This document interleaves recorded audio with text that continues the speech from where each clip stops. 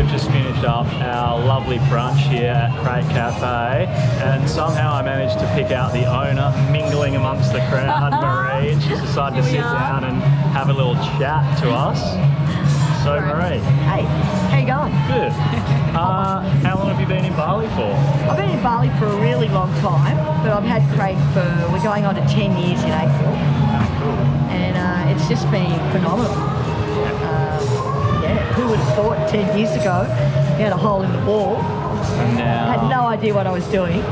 And now we've just got this epic place that just brings the community together, and kind of every traveller to Bali visits CRATE. Yeah, wicked. So Maree, we've been letting AI decide where we go on this trip, and one of the things we typed into AI was what is the best brunch place in Canggu, and your place came up, number 1. Interesting. So there you go. So Chat. Okay. Yeah. Thank you, AI. Thank you, Chat GPT, for telling us where to go for brunch. Thank you both. How did you come up with the names for the different bits and pieces? Because I love the good route, and I'm sure you do too. So tell us, how did you come up with it? The pucker up and the sweeter. Oh yeah. It was just I love Australian lingo. Yeah. And so, you know, being an Aussie myself, I just love the way we talk and the way we come up with a different name for everything. So, you know, somebody will come in and say, you know, their name is Peter, and we straight away will go, oh, how you going, Pete? So we seem to cut things down, and we kind of, I don't know, I looked at the food and I thought, oh, that's sweet as. No, that's a sweet ass. You know, so it was just being, we call it Australian colloquialism. Colloquialisms, yeah. And I just love it. So I thought, I'm going to do something different. I was having a sea change. I had been teaching for many years. At the bright young age of 55, I decided to open CRATE. But a spring chicken, madam. Spring chicken. And I thought, you know what? I've got Instagram. I know what I'm doing on Instagram. Yeah. So I've got this. Yeah. So basically I was just hashtagging things like, you know, drinks and food.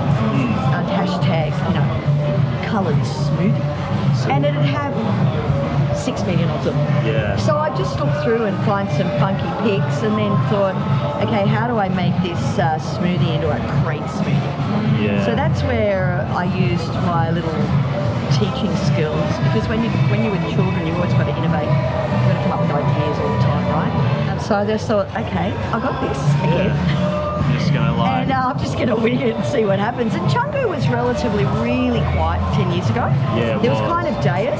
Yeah, it was like when the first time I came here was probably about 10, 15 years ago, and I can't believe how much it's changed. Oh yeah, it's changed. So we had deus, the temple of enthusiasm, and we had betel nut, and there was another little one called canteen. Yeah. Well, betel nut was originally where Chat GPT told us to go. That's closed apparently. Yeah, it's closed, and that's Gypsy's, and she ended up opening Shady Shack. Oh, okay. Yeah, so, and then, you know, Dave owns, we call him Hindu Dave, he owns Canteen. And so then I opened CRATE, and basically it was just 3 bedrooms, and I didn't have much money, so I just knocked out the walls and thought, okay, this will do. Where do we get a coffee machine from? And it was just basically selling coffees and cakes and a couple of toasties and things. But at that time, Canggu was a big hipster scene. And Deus had introduced this sort of like, you know, the motorbikes, the man bar, you know, that whole culture, and the longboards.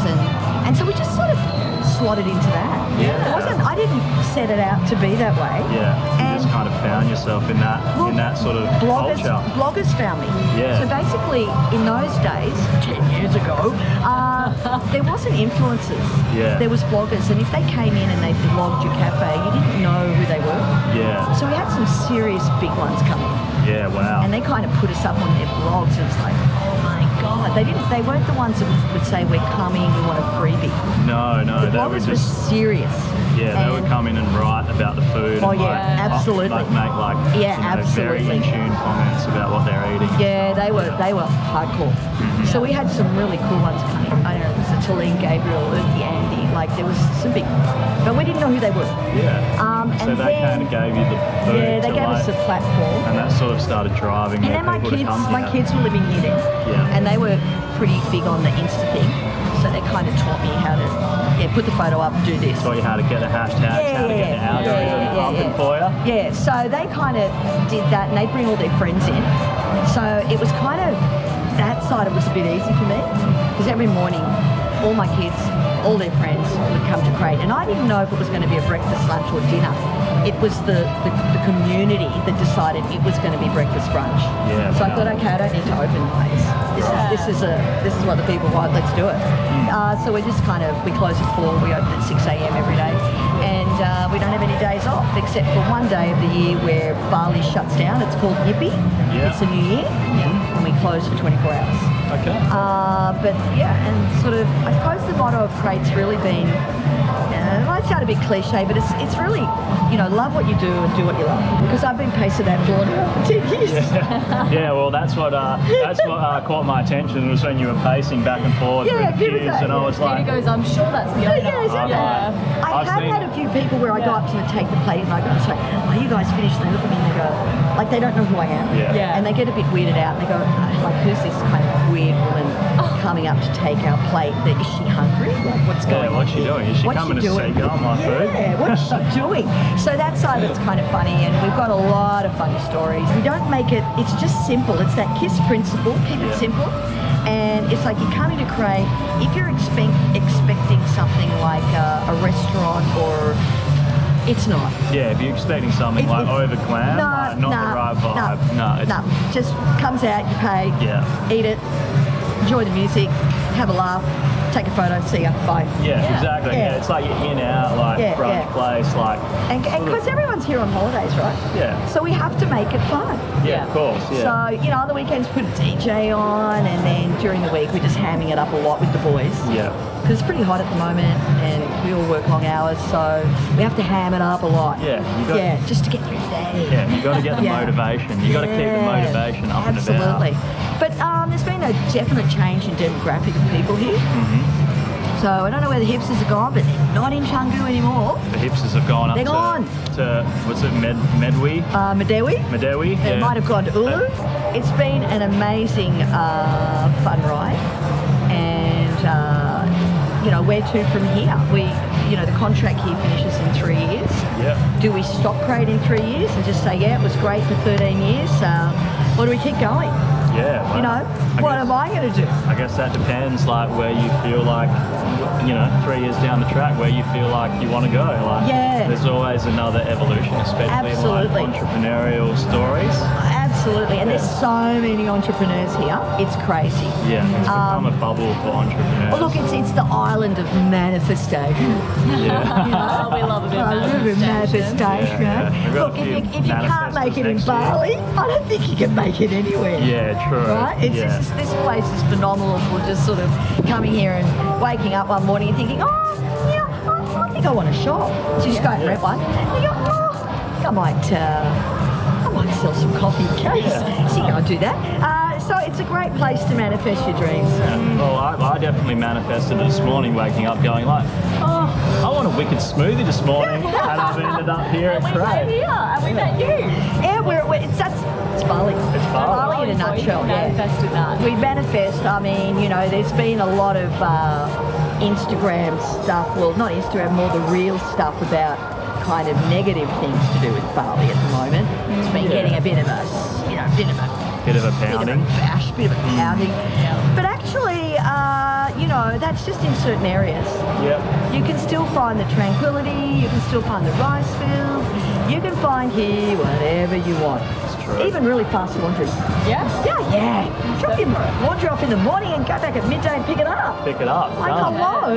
Yeah, I know. Yeah. If you don't want to put petrol in your bike, you ask somebody to go and put petrol in your bike. Yeah, It's all good. It's easy. Easy out. So I think people that, write it off or bag it a bit on the reels and that, it's just like, man, look outside and swear. Yeah. Imagine being stuck in the subway in Sydney at 8 o'clock in the morning. Well, we've just come from Tokyo, and it was crazy. Yeah, so we're on the way home back to Perth, and just the subways there, and life in Tokyo is just mental, and it's a complete flip. People forgot about the traffic here. It's like, man, go to some other big city in the world, you'll see some traffic. Yeah. Not that this is a big city, this is a little island, but hey, you know, there's traffic everywhere. It is. Yeah, It's just travel a bit. part of the base. Yeah. Yeah. If you're going to be negative, it's probably a good time to leave. True. Exactly. Yeah, because the whole island survives on calm and positive kind of, you know, Yeah. vibe. So if you don't like it here, airport's that way. Yeah. Dimsar Airport. It's just that way. Yeah. Just get on a flight and get out. Yeah, it's halfway to that- halfway to Uluwatu from Yeah, here, that's and right. go somewhere else. Once you're at the airport, you know you're halfway to Ulu, but then if you don't like the traffic or you don't like the place, jump on the plane. So we're going to go back in. We're Sure. going to order one of the smoothies or one of the juices. Yeah. We're going to share between us. Yeah. You need to tell us which one this is going to be. Oh, surf's up. Surf's up. Yeah. Delicious. So gnarly, dude.